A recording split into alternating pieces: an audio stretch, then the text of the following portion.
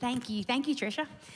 I am excited to be here today, and what an honor to be on the stage with all of these women. This is a couple panels now where we've had a complete group of women, so I'm excited to be here and to be a part of this. So thank you all for being here with us today, and we're going to get started right now. I'd like to ask each of you to introduce yourselves and tell us a little bit about your museum. Hi, everybody. I'm Anneliese Martinez. It's a pleasure to be here in your beautiful city of Cleveland. We flew in from Pittsburgh.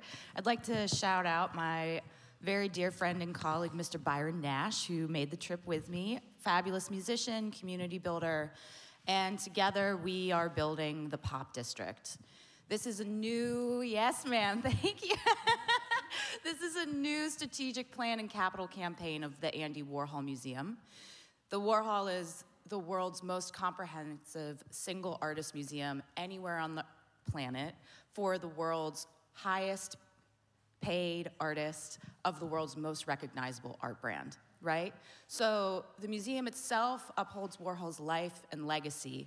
Warhol was also a gay man who was born and raised in Pittsburgh, Pennsylvania, was a very poor family, and he very famously flees Pittsburgh after graduating college for New York. Becomes a tremendously successful ad man, making what would be the equivalent of $200,000, $300,000 on his art. And then he becomes the pop art icon that we know and love today, producing the Velvets, producing Blondie, making Rolling Stones covers, you name it, he was there. But what if, through the Pop District, we make Pittsburgh a place where our next Andy Warhol doesn't have to leave to become Andy Warhol, right? And so what that means is a new place and a new program. And we'll talk more about that through the panel, but just keeping that in mind that we're talking talent retention, building a new music venue, making a neighborhood surrounding the Andy Warhol Museum, nestled next to our beautiful river and one of the most gorgeous ballparks anywhere on the planet Earth, home to the Pirates. So thanks. Hello, I'm Malika Polk-Lee. I'm the executive director of the B.B. King Museum and Delta Interpretive Center in Indianola, Mississippi. So welcome to the Delta. At the B.B. King Museum, what we do is we preserve the life and legacy of B.B. King. We tell his story through the evolution of music, through the history of the Mississippi Delta, as well as the history of what was going on in the world and how it affected and impacted his life at the time. We also own the historic Club Ebony, which was donated to us by Mr. King in 2012. And Club Ebony was a part of the original Chitlin Circuit. And we're under renovations now at the club. We're really excited about the fact that we're restoring the club to its, I'd say, I wouldn't say it's original glory, but it's new glory, so that we will be able to have live entertainment there for the community. We're planning our grand opening June 1st through 3rd of this year. So if you just want something to do, come on back to the Delta and come to Club Ebony June 1st through 3rd. Okay, I am coming back to the Delta June 1st through 3rd. That sounds exciting. My name is Deana McCloud. I was the founding executive director of the Woody Guthrie Center in Tulsa and ran that organization for 9 years. I'm currently the co-founder of the Museum Collective with Anneliese and my mentor, Bob Santelli.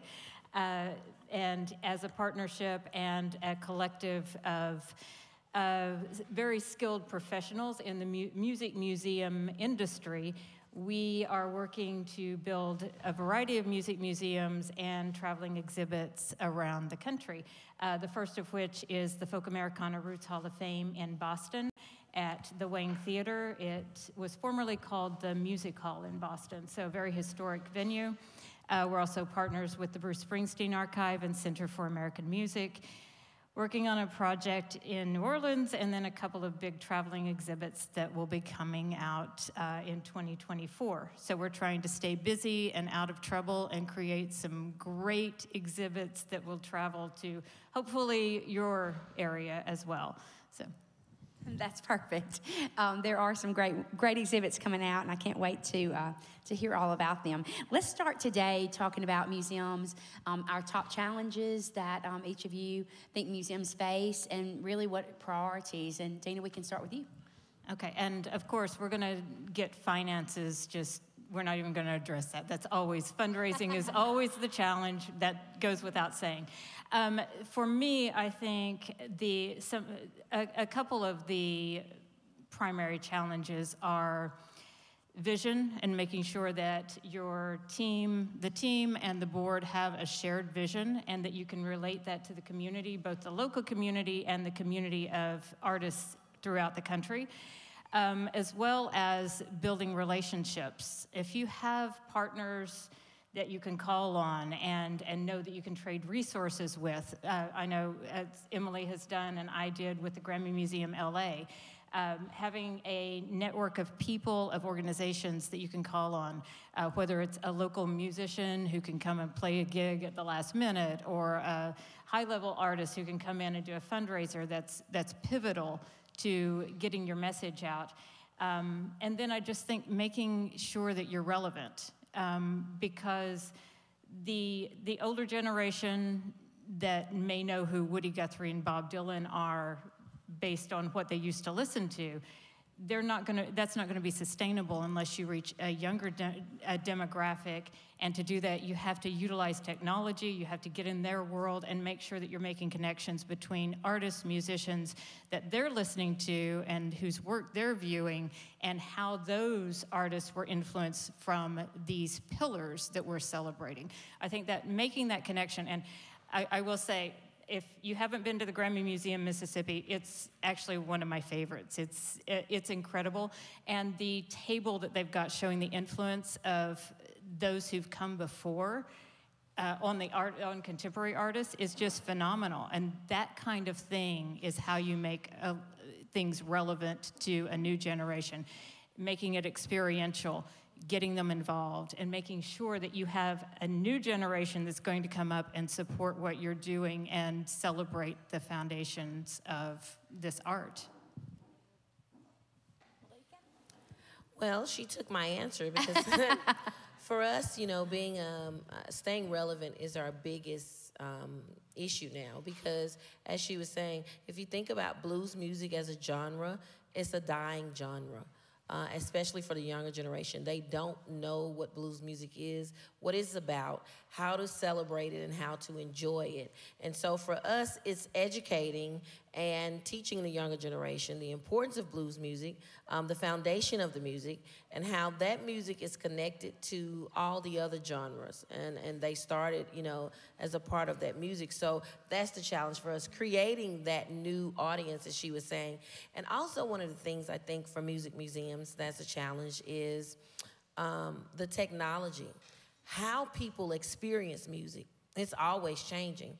And so with technology, as technology changes, how people experience music, and being able to stay up with technology, what is going on, so that when people come inside your museum, they can experience music in a way that's more personal to them, to make the connection. So those would be the two things for us. Well, the R word was covered twice, so I don't need to do it a third. So I guess some more practical bits, keeping your institution hungry, right? When you are an old bureaucracy, the Carnegie Museums of Pittsburgh, of which the Warhol is nested inside of, is a 125-year-old institution. You can imagine what kind of bureaucracy, risk mitigation, legal, and finance we're looking at, right? We're sitting on $1 billion of art, right? So how do you motivate change when it's easy to sit on your laurels?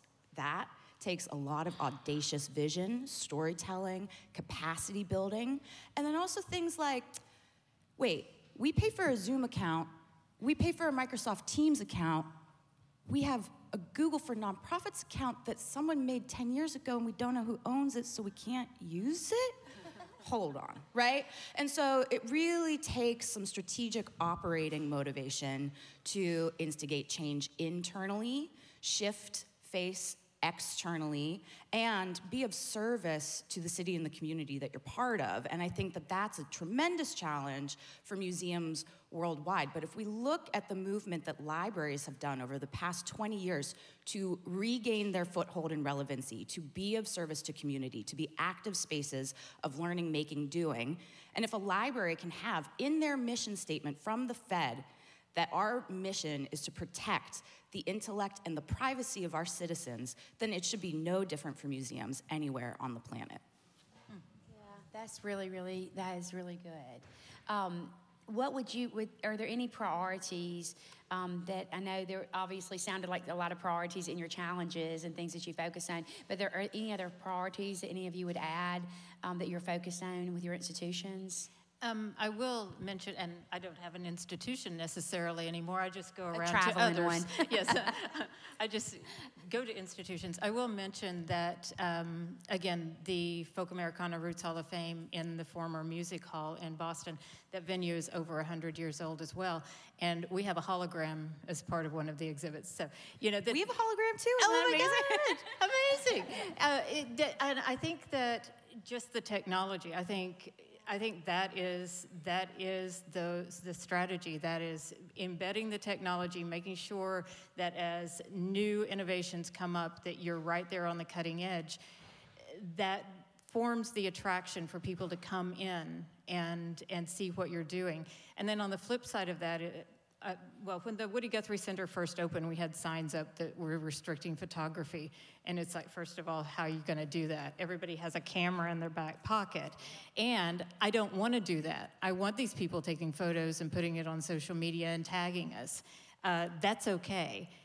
Yeah, we don't want to give away all of our secrets, but you want that happening. You want to have those walking billboards, those walking photographers and social media influencers coming in and sharing what you do. So I think everything is technology, technology, technology. While respecting the past and sharing that, you've got to embed that state-of-the-art tech to reach everyone. Are there, so speaking of technology, and everybody could answer this and thinking about what are your digital strategies to bring more people and to reach bigger audiences in tourism and students in your community. So each of you, if you'll just kind of share what strategies you use, I think that would be powerful. You know, as she was saying, you have to come into 2023. The pandemic taught us that, you know, technology and digital communication is the way now. It's the way to reach a much broader audience, make a connection with a much broader audience, to reach new audiences that you may not have even thought about tapping into. And so you have to make that a part of your everyday strategy. Keeping up with the communication, ensuring that you're communicating what you're doing at your museum, what you're doing in your community, how it affects your museum. So people can make that the cultural connection also. So you have to do that. You have to make it a part of your everyday strategy. This is how we're going to communicate. This is one of our new platforms of communication, because the old email and mailing is antiquated. No one mails anything anymore in the snail mail. And so now digital is where it's at. And you have to bring along your board to understand that, so that they can support, because most of our boards, I know for me, you know, they're older, generational, and they're not thinking about the importance of the digital strategy and how that can connect and reach new audiences for us. So you have to ensure that you're bringing along your organization, your board, your staff, everyone internal along with that, to ensure that you're properly maintaining that digital communication. There's a great expression that our founder, Dan Law, uses, that the first person through the wall always gets bloody, right? And when we decided to launch the Pop District, we built an amazing team. Y'all know Dr. Teeth and the Electric Mayhem from the Muppets. We kind of look and feel like that. Pittsburgh, depending on what metric you use, is anywhere between 12% and 25% Black. And as a Latin woman who grew up there, one of like 5,000 Latin people, right? So you can imagine what diversity means in a place like Pittsburgh. So fast forward to the Pop District, our team, 70% Black. Our team, majority under the age of 26. You would have thought that we were aliens from the planet what the hell when we decided we were gonna have Black teenagers represent the world's most valuable art brand on the planet. And yet, 15,000 followers on TikTok, 200,000 followers on Instagram seem to disagree that that's not the faces that they want to see. And so paying young people for their expertise, for their talent, and frankly for their opinion has skyrocketed our brand capacity, and then also bolstering the internal capacity to tell stories really well. And so we have a marketing manager, we have a community manager, we have a TikTok and brand manager, we have 3 different channels that we're running, right? And this is all a shared endeavor. And we really take it as a community building opportunity, both internally as a team, and then as the Carnegie Museums push forward to what our President and CEO, Dr. Knapp, calls turning the museums inside out. And so I'm a longtime community builder, network builder, ecosystem tiller. And one of my favorite things to teach my mentees is you have to be a guest in someone else's space, right? You can have a palace, and we do. We have 4 of them. They're gorgeous, and people come to us all the time. But until you're getting invited to the small community center, to the recreation center, to someone's home, right, to talk and evangelize about the work that you do and connect to community, you're really not going to ever see that return on investment. And so I think that those are some really critical components. And you know, social media all day long, but when it comes to recruiting, nothing beats a phone call. Nothing beats a phone call. Nothing beats a phone call, right? I'm telling you, Byron and I had a long conversation yesterday about the power of the thank you note, right? Relationship building and relationship management is critically important, right? Going out of your way to be hospitable. The minute I heard that that was Mississippi's tagline, it was like, filled me up with joy, so, yeah. I love that you said that because I think it brings the a big city feel, but also a small community feel. So thank you notes, I talk to my staff all the time. We just write 1 a day. You know how many thank you notes that is? Even for a small staff of 6 people, how many people we can reach in a year. Even just the working days, Monday through Friday, I write a thank you note a day. It still is pretty powerful. And bringing your board along, that, I don't know if my board president's here. Is Becky Nowell here? Ah, there's my board president right there, so I should give her a shout out. She is the first lady of Cleveland. You probably met her. Thank you, Becky, for your board leadership. And Becky gets it. If it saves us time, she knows how hard we work. And so she understands that we may need to use different tools, whether it's a Zoom meeting, but the things that call for in-person. And so she understands that.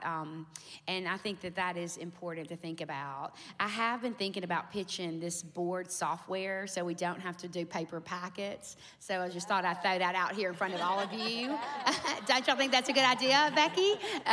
But it is just thinking about things that we can save our board, our volunteers' time, as well as our staff is important. And I think it's really interesting you brought up TikTok. So our communications and marketing manager is just one person. And in TikTok, I mean, I just keep on saying, can't we do TikTok? And she's like, do you know how much time it takes to keep the content going? I have feelings and questions about TikTok. Just okay. So anyway, that's one thing that we have not used. Have you? No, okay. We have not explored TikTok yet just because of the time and the controversy around it. Yeah.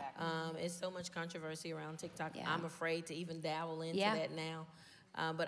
But if you think about the number of followers and people on TikTok and you're trying to reach new communities and new people and make connections to your own community, I mean, TikTok is one of those things, like she says, I have good and bad feelings. It stays on your mind, but so much controversy, I'm scared to touch it. Yeah. Well, I know, Deana, that you have said we shouldn't talk about funding because it is always an ongoing challenge. But I do think it's important because we have some people here that might be thinking, hey, how can you build something in your community? And maybe they learn a tip or two from one of you experts about funding. So how do we ensure through funding that our museums are successful? I'd love to hear what each of you have to say about that. Yeah, that's always the challenge, right? Who your prime candidates are for being a sustainable source of revenue and finances.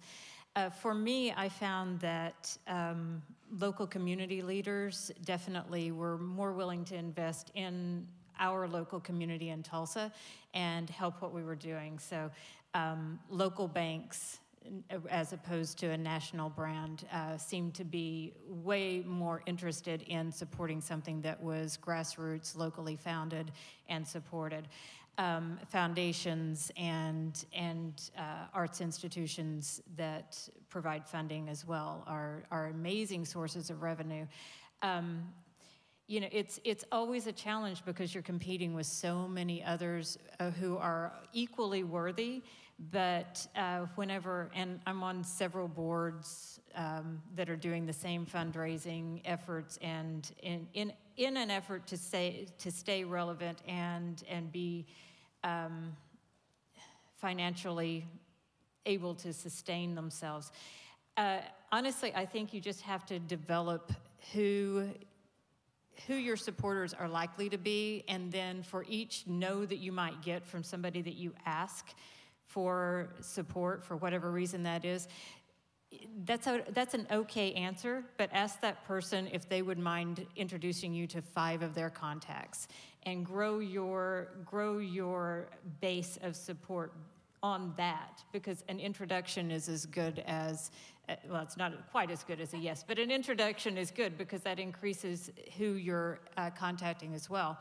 I always found it was a lot more advisable to seek out local and state arts foundations or humanities council grants as opposed to national ones, unless you have someone on staff who can devote a lot of time to writing a formal grant to NEA or NEH. Those are great funding institutions, but it is also an investment in time just to write the grant. So I always go with the relationships. If you've got a relationship with organizations and funding institutions locally, that's the best way of starting, and then just grow from there. But if you've got a good, again, since your board chair is here, if you've got great board members and great board leadership, those are your people to help you raise that money. That's their job. I hope I didn't mess that up for you. That's part of being a board member. She definitely understands that assignment. Yeah. Your board, that's part of the responsibility of being on a nonprofit board. And I'm fundraising for boards that I'm on all the time, in addition to anything else I might be doing. So rely on your board. Ask them to help. Expect them to help.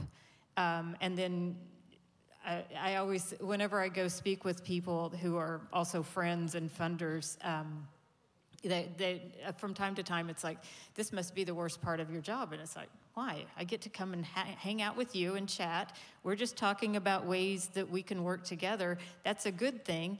And if you happen to want to support this, that's fantastic. But in the meantime, we're still going to be friends and have this relationship. So I think, again, we all go back to relationship building and making sure that your contacts are kept involved. Inviting them to special events, even if it's not a fundraising event. Sending those thank you cards. I'm going to quit talking because now I'm just getting on my development hat, and I need to stop. Okay. That's good. Malika? I agree, ditto to everything you said. And you have to be strategic about who you put on your board. You have to really be thoughtful and mindful when you're doing board selection. Who can come to the board and actually help you to build those relationships, make those connections that will help generate funding for your organization. Local community is great, but one of the things that we're finding in our local community is that they're tapped out. They have so many organizations that they're trying to support. The banks are trying to support all the organizations in our local community, especially here in the Delta. When you think about the financial situation of the Delta, the larger organizations in your community can sometimes become tapped out because they're supporting everything. So you have to, for us, we're starting to think strategically about other revenue streams. How do you begin to create those other revenue streams that are more, maybe even for-profit type revenue streams, and not just think about the nonprofit way of generating money? So one of the things Emily and Deana were talking about, traveling exhibits. Creating good traveling exhibits can be a good revenue source for your museum. Another thing for us is thinking about, we own Club Ebony. BB King is our nonprofit and Club Ebony is our for-profit. So the idea is for that for-profit to eventually begin to help support the nonprofit. That's the business structure, and you have to start thinking about those things because, like I said, your local community, they can't continue to support you. So if you're thinking long-term and strategically, you have to start thinking, how do I sustain myself? How do I begin to have funding and revenue come in that I can sustain myself? And so you have to start thinking creatively about your business model. Yeah, you're a nonprofit, but what things can this nonprofit do that can be turned into for-profit type revenue streams that can help you with your long-term sustainability? Hey, Shane, can we run a workshop about this in Huntsville? Because I have way too much to say. So first and foremost, get yourself a car salesman. No joke. Our founder he cut his teeth as a car salesman in rural Pennsylvania with his brother. The man can sell sand. I kid you not. So let's just get that one out of the way. Talent matters in your development. So then look at other sectors. That's really, really important. I spend a vast majority of my time looking at technology, looking at startups, looking at the creative industries. I spend very, very, very little of my time looking at how other nonprofits and museums function, because they don't, right? So let's think about how we maximize revenue. In our office, we have a joke that we're gonna all get matching tattoos that say volume, diversity, and revenue, right? It's about butts and seats, it's about selling tickets, it's about looking at how we're maximizing our revenue through our store, through our cafe, through shows, right? Music shows, performances, the whole nine. And then we thought, well, okay, we're making the majority of our revenue on traveling exhibitions, right? That we ship to China, that we ship to Japan, and they damage the collection, and the people of Pittsburgh don't have access. So why is that our sustainability model when we have the most successful store in the region? Why wouldn't we then design all of our programs to function in a revenue-generating way while staying mission-driven? So the idea was not, we're gonna charge children for education programs. No. What we're gonna do is create a small business, and we're gonna make that a workforce development program.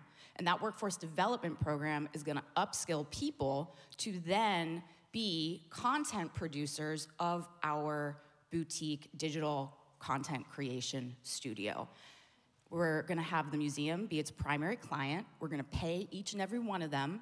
And then we're gonna get corporate clients like Dell Technologies, Collins Aerospace. We have about a dozen different clients right now, and they're gonna pay us to teach people to build content, to make their content, and then to be on the global stage of Dell Technologies World Summit behind the president and CEO of Dell, right? Big deal, right? We're generating over $800,000 in revenue, and we just got out of pilot on March 16th, right? So we're really seeing our sustainability plan by redesigning and rethinking the core functionality of everything we do and turning the museum into this teaching and learning institute. And that also unlocks federal dollars, apprenticeship program dollars, working with the Department of Education in Pennsylvania to register all of our programs as a diploma program, really thinking about what dual enrollment looks like. So I'll pause there, but like I said, Shane, where's my workshop? Huntsville, let's make it happen. That's incredible. I am so glad we had time for that question. That is all very interesting. Malika said a couple things too, and so Malika and I are just about 25 miles apart. So you're looking at two pretty, fairly large museums in the region with about combined population of about 24,000 people. And so we do, we really are deliberate in not stepping on each other's toes and funding opportunities and things like that. But, foundations are important. So I'm going to bring up this, this question that we hadn't really talked about before, but I think it's important at the museum. I think we do a fairly good job with promoting the programs that we have, but we very rarely take that time needed to look in the rearview mirror and tell the story about that program that happened in the museum. So if you were to ride by our organizations, especially since you don't have a physical one, but you can add to this, how do you make sure that the community, the funders, the foundations know what is going on inside those walls and the opportunities you're creating, the lives you're changing, so that it does build relationship with funders and different opportunities like that? Malika? Sing it like a song. There you go. There you go. It has to be a constant. Every time you meet someone, you have to be able to articulate what you do. What you do, why it's important to the community, and the difference that it makes. And so sing it like a song is constant. Even if they don't want, if they're not asking you that question, you still have to some way figure out how to tie that into the conversation, because that's the only way you get the word out. You know, and yeah, you have to do all the other stuff you do from a digital standpoint of sending and your website and all of that.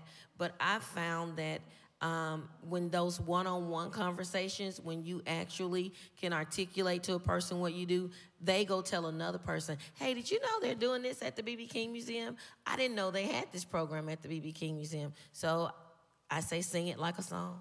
Love that. That's good advice. You have anything to add to that? Well, make sure everyone's singing the same song and in harmony, too. That's a big one. Sorry, what was the question? How do you tell your story to make sure that people understand the good work that you're doing so you can continue to build and raise money and build relationships? First time, every time. You're going to repeat yourself over and over and over and over and over and over again and make sure the whole team knows how to tell the story well. They're your best ambassadors. Yeah, I'm going to keep it short. Yeah. Okay, I cannot believe our time is almost up. So we're going to get a last question, and then we're going to open it up for questions from the audience. So I was just going to ask everyone, what should the strategies for music museums and art museums and differ from other types of museums? What are your strategies, and how do they, moving forward, how do they differ maybe from other museums? Speaking of Anneliese's. So music museums, I mean, come on, that's a cool factor. I mean, where else are you going to have Bob Dylan come in and visit your collection, or Jack White, or whoever else? You capitalize on that and make sure that, again, these kids are coming in and learning from the past. You're going to preserve the past, celebrate the current, and nurture the future, because that's your mission. While I was at the Woody Guthrie Center, and we would talk about, anytime I would talk about education, it was with one goal in mind. We're here to change the world, one kid at a time, and we're going to do it. I mean, a case in point, changing the world. Look at this panel. I mean, 10 years ago, would this have? No. So, I mean, I couldn't be more honored than to be here with these amazing leaders. I'm not going to say women leaders, and these amazing leaders, and sharing this knowledge. It's incredible. So music museums have definitely a cool factor, as, you know, Andy Warhol, come on, same thing.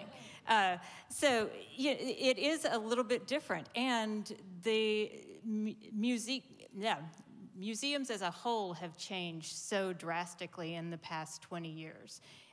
We still want cool things in cases. We still want those artifacts.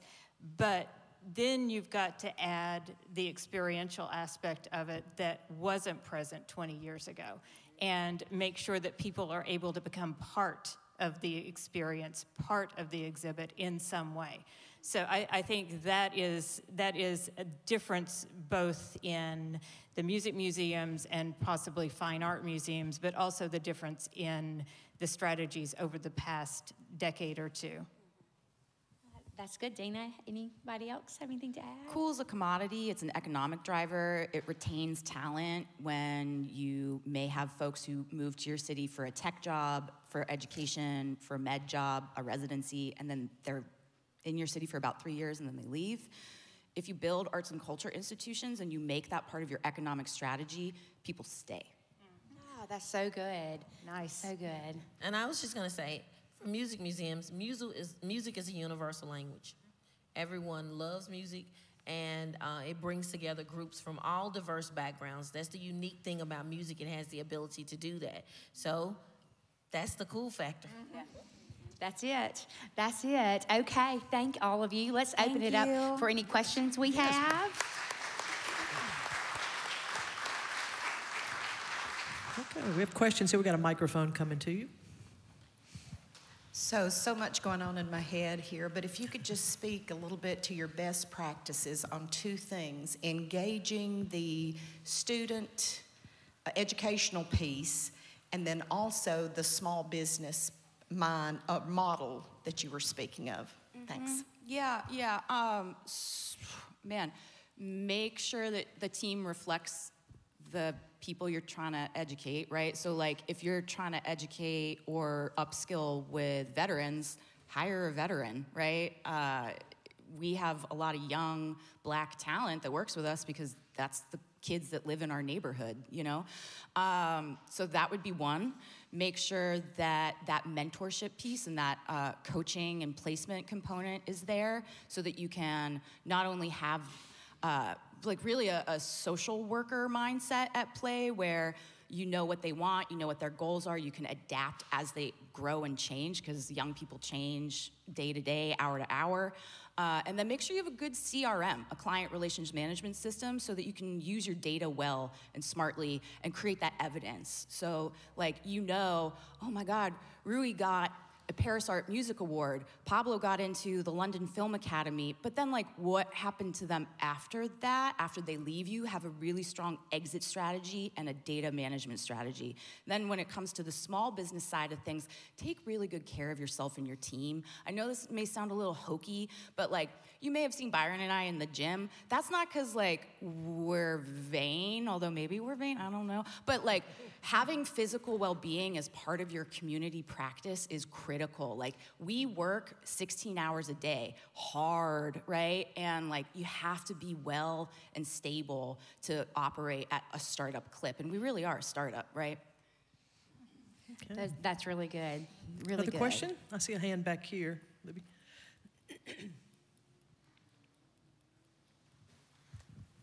Thank you.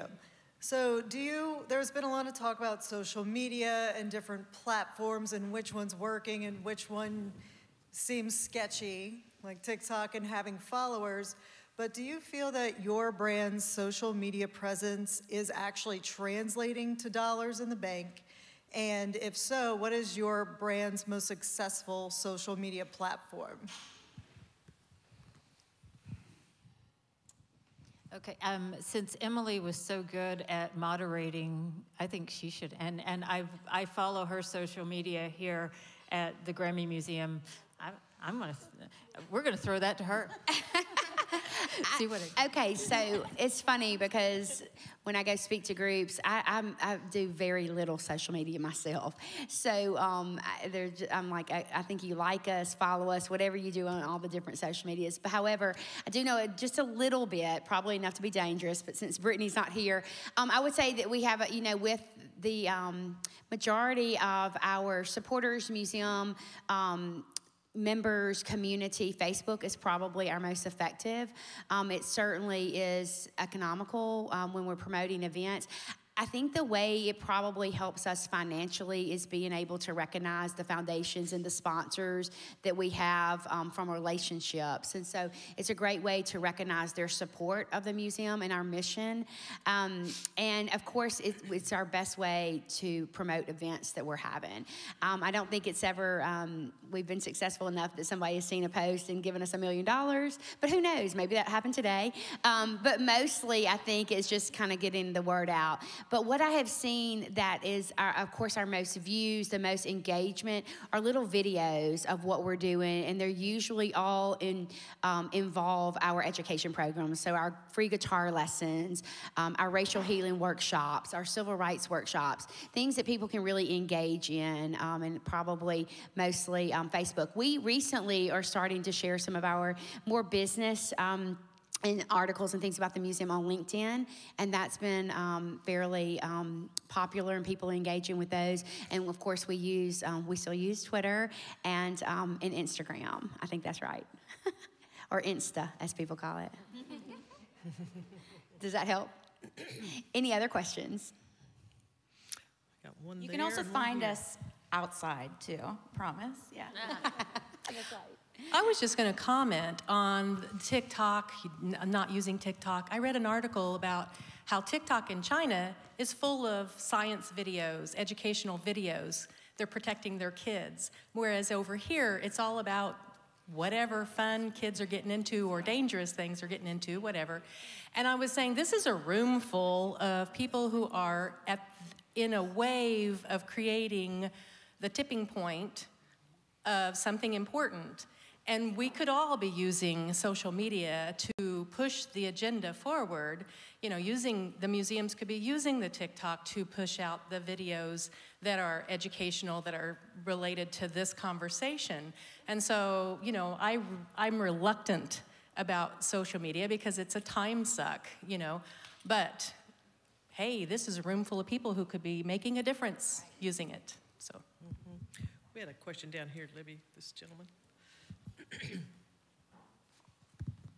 Okay, so you're obviously doing an amazing job in-house and leading it, but I was wondering, what do you use third-party for, like consultants, survey companies, other people that are like business plan gurus? What do you don't do in-house? Okay, I am a consultant, so anybody who wants a traveling exhibit, come talk to me. How's that? We do consult out for things like exhibits. If we're trying to create a small exhibit to display inside the museum, that would be something we would use a consultant for because we don't have that kind of staff in-house. We're a small business, and so you can only have so many positions when you're working with a smaller budget. And so we consult for sometimes grant writing. We have to reach outside of our capabilities to consult with consultants, especially when we're going for federal grants, because as we said, those packages are hefty. And so we have to use consultants for things like that, development, so on and so forth. Marketing sometimes. Fabricators, public art, architects, big one, licensing permits, things like that. But then other more like soft services that we would bring in outside talent to do was when we were designing the workforce development program, you know, the museum didn't have the capacity or the expertise to run a comprehensive digital marketing boutique, for example. So we brought on a handful of experts in the field who were all running their own businesses. Everyone on our team is an entrepreneur, either still runs, owns, operates a business, or did. And part of that process has been, you teach us, build the capacity, and then we'll vertically integrate those services and those operating schemes into our processes and procedures and into our budget, right? And so some folks have come on with us full time, other organizations have rolled off, and we've now brought on members of our staff and team who can facilitate those programs, things like that. So those strategic external partnerships that then build your capacity as an organization are really key. Let me, Tricia, I want to say one more thing. I'm sorry. Okay. I was just going to say that we, of course, do the same thing. But when you see the museum today, the MTV exhibit is the first one that we curated ourselves. So we're real proud of this exhibition celebrating the 40 years of MTV. And Bob Pittman, one of the co-founders of MTV, is from Mississippi. So you'll see that story. And then one more thing I'll say to that, because it's all the same that these ladies have spoken about. But we, our special events, our facility rentals model in the museum is certainly a way for us to host special events and earn revenue to be able to support our education mission. And we don't do that in-house. So last year alone, we paid over $200,000 to small businesses in our community to cater those events. So that helps with the economy and the economic footprint in our community. And so those are things that we do outside of the museum as well.